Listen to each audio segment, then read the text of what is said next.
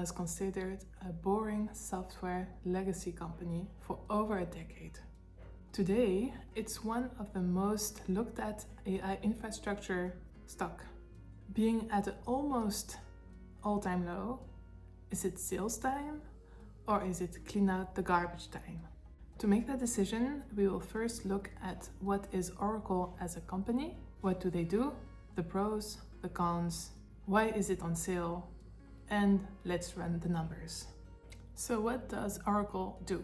When most people hear the name of Oracle, they think of databases, and that's not wrong. Oracle is still the world's leading enterprise database company, with thousands of businesses relying on its software to store and manage their most important data. From banks, hospitals, governments, or retailers, if the data is mission critical, there's a good chance Oracle is involved. You know what's funny to me? The company where I work, we use IBM, and here I am, making an analysis of Oracle. Oracle sells cloud applications that help businesses manage everything from accounting to payroll, human resources, and supply chain. These are subscription-based services, which mean steady, recurring cash flow. But Oracle has evolved into much more than just a database company. Today, it operates one of the fastest growing cloud platforms in the world, known as Oracle Cloud Infrastructure, or OCI. Companies rent computing power, storage, and increasingly powerful AI infrastructure to train and run large language models. Perhaps Oracle's biggest strength is that many of its customers have been with the company for decades. Switching away from Oracle software is expensive, complex, and risky. Imagine losing all of your data while trying to switch supplier because they are too expensive. Not a risk you want to take. This gives Oracle a very big competitive advantage and highly predictable cash flows. So while Oracle may have started as a database company, today it's a diversified enterprise software and cloud provider that's becoming an increasingly important player in the AI infrastructure race. Enterprise customers trust Oracle. Oracle has been serving large companies for decades. Many banks, governments, healthcare providers, and Fortune 500 companies already use Oracle databases. So why are investors excited about Oracle? Oracle has become an AI infrastructure company. Today, it is investing heavily to become a major provider in cloud infrastructure. When companies like OpenAI or large companies train AI models, they need enormous computing power. Oracle provides the data centers, networking, storage, and access to powerful GPUs that make this possible. Investors are also very excited about OCI, Oracle Cloud Infrastructure.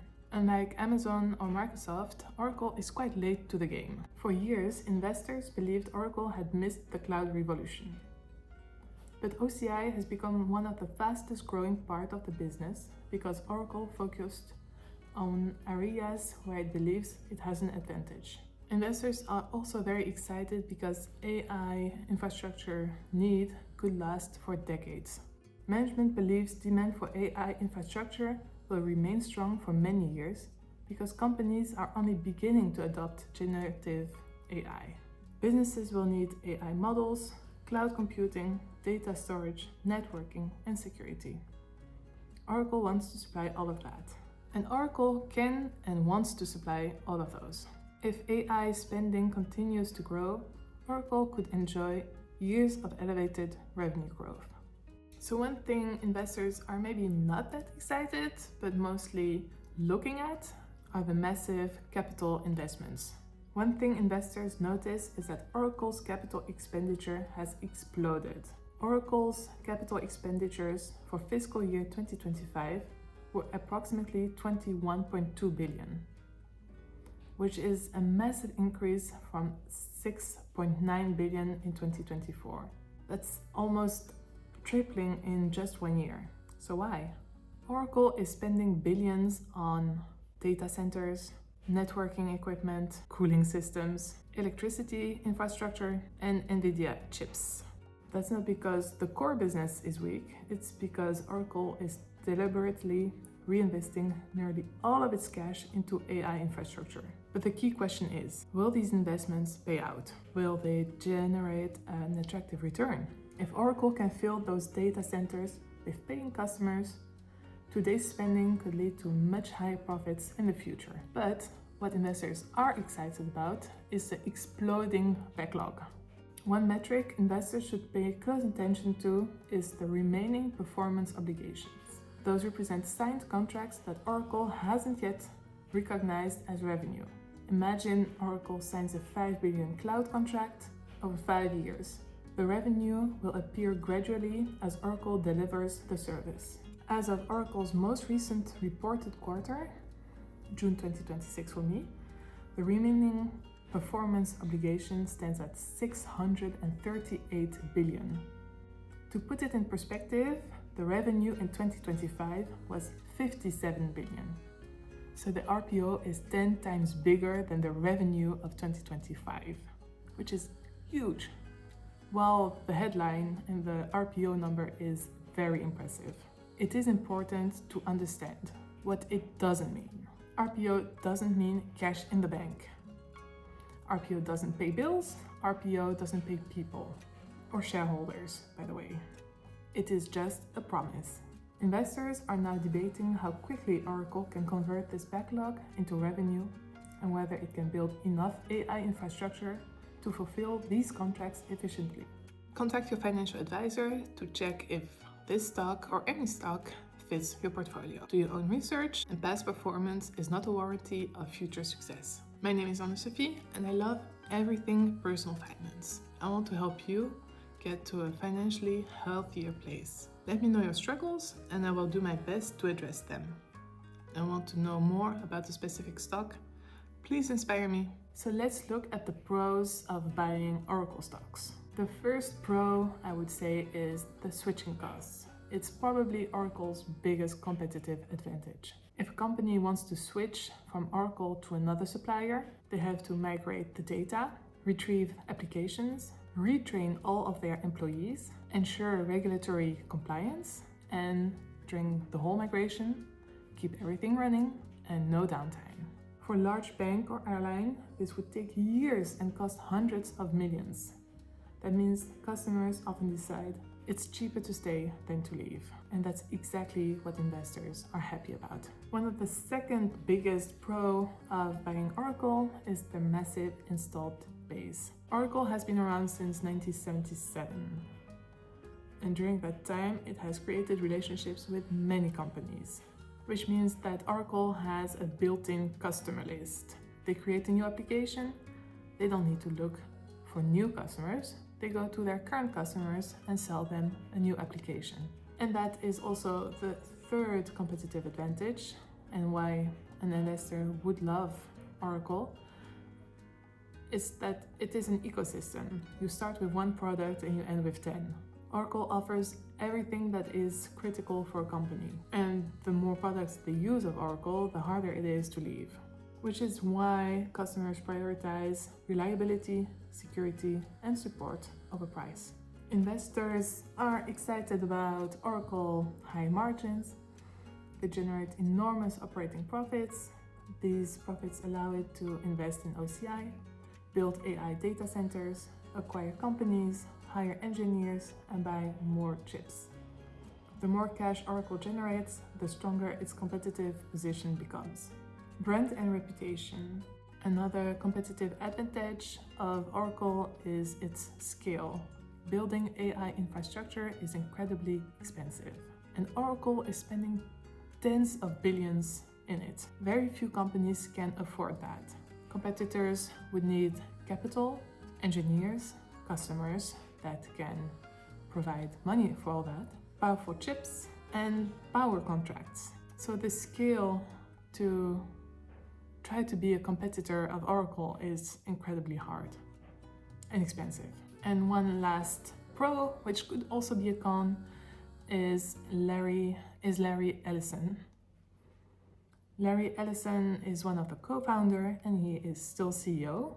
Investors like him because he owns a large stake, he has skin in the game, he has a long-term mindset, his deep technical understanding, his ambition vision, and his innovation vision. And the cons of buying Oracle as a stock. The first one is, can Oracle build enough capacity? Demand for OCI has exploded, and Oracle is already investing tens of billions into infrastructure. But is it enough? Management has repeatedly said demand exceeds available capacity. That creates an execution risk. Questions investors should ask themselves is, can Oracle build new data centers fast enough? Can it secure enough NVIDIA chips? Can it connect enough power to those facilities? And can it hire enough engineers? Winning contracts is one thing, but executing them is a bigger thing. Another risk are the massive capital investments. Oracle spent more than 21 billion on capital expenditures in 2025. That's an enormous amount of money. The risk is straightforward. What if these investments do not generate attractive returns? Imagine Oracle built dozens of AI centers. Those facilities could become underutilized, reducing returns on investments. The next risk is competition. Oracle was late to the game.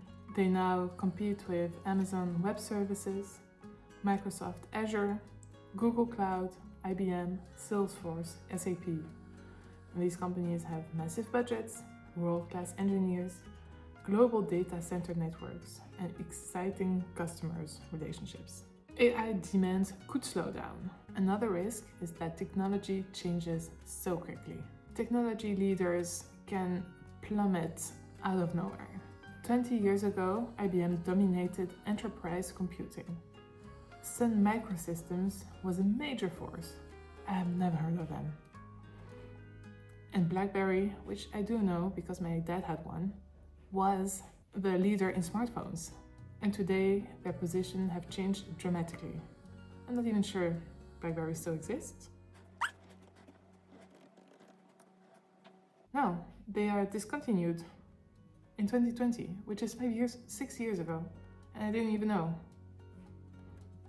And that's how quick technology changes. Oracle operates globally, so it faces risks such as data privacy regulations, export restrictions on advanced AI chips, rising energy costs, trade tensions, and cybersecurity threats. These issues could increase costs or slow down international expansion. And now, why is Oracle on sale? The Ellison family has been more in the limelight in the last few weeks for multiple reasons, but mainly for the increasingly political and business relationships with President Trump. Larry Ellison reportedly made a large pro-Trump donation. There's nothing wrong about that. Everyone is allowed to make donations to their favorite candidate. But Oracle has benefited from working with Trump administration, which is a bit of a gray area. I mean, friends will be friends and big donations make friends. But again, as previously mentioned, it is not crazy to choose Oracle as a software or cloud or as a supplier. David Ellison, which is the son of Larry, media ambitions have become politically controversial. Trump has publicly expressed support to David Ellison taking greater control over major media assets, particularly CNN if the Warner Bros. Discovery acquisition proceeds. And this does start to sound a little bit as media control, which is not great. Shareholder lawsuit alleges an improper deal with Trump. This is terrible. The lawsuit alleges that Larry and David Ellison negotiated an improper arrangement with Trump to smooth the regulatory path for the proposed Paramount Warner Bros. Discovery merger. Among the allegations are claims that the Ellisons promised changes at the news organization that would be more favorable to Trump. These are allegations, not facts, but they are very serious allegations. And Warner Bros. Discovery merger faces legal hurdles. Separately, a federal judge recently issued a temporary order delaying David Ellison's proposed acquisition of Warner Bros. Discovery after several state attorneys general argued the merger could reduce competition in the media industry, which is not great for free speech. Although this one should not have an impact on Oracle's stock price, it does paint a picture of the Ellison family. The questions are, do the political stand of the family have an impact on Oracle's stock price? And if the son of the founder is found guilty, does it mean it's a problem for Oracle? And if the board is tired of the Ellison's drama, can they vote him out? So, big red flags, but do they have an impact on Oracle? I cannot answer that question, but we will see. Now let's run the numbers, my favorite part. I have made 2 scenarios, like always. The first one is a very positive one. All the drama and scandal around the Ellison family doesn't matter, and the stock price goes back to its original 300 all-time high within a few years, and then grows for another 8% every year. And the dividends slowly grow, but it's not a dividend stock. And in scenario 2, the stock plummets even more before it goes up again. But after year 4, it goes back to growing 10% a year, which is huge, but I had to make something positive in that scenario. Also in that scenario, the dividends grow faster, but in the end, even in scenario 2, the returns on this investment are okay. I mean, still $140 on an investment of $120. But if you believe that the stock price will go back to its all-time high within a couple of years, like in scenario 1, then you have a big growth stock here. And you have a 300% return, if you believe that. So as a conclusion to this simple stock analysis is there is a big RPO. The backlog is huge, 600 plus billions of contract promised, but Oracle needs to be able to execute those contracts. And they can only do that if they invest a lot, which means that their cash flow position can be negative at some points or most of the time. But again, RPO does not pay bills, it does not pay people, and it doesn't pay shareholders. So how does Oracle keep investing without cash in the bank? They need to make profits at some point. And then the big risks are the scandals around the Ellison family. Do you think they have an impact on the stock? Then you probably should skip Oracle. If you think that the board can get rid of the Ellison scandals and Ellison family, then maybe this stock is a great buy for you. So this stock is, to me, a bit of a 50-50. If you have liked this very simple explanation on why or why not to buy Oracle stocks, please leave me a message, a like, a subscribe. Everything helps so much. Or at least it lets me know that you like it, and then I can continue to do this for you. So thank you so much for watching, and I hope to see you in the next one. Bye.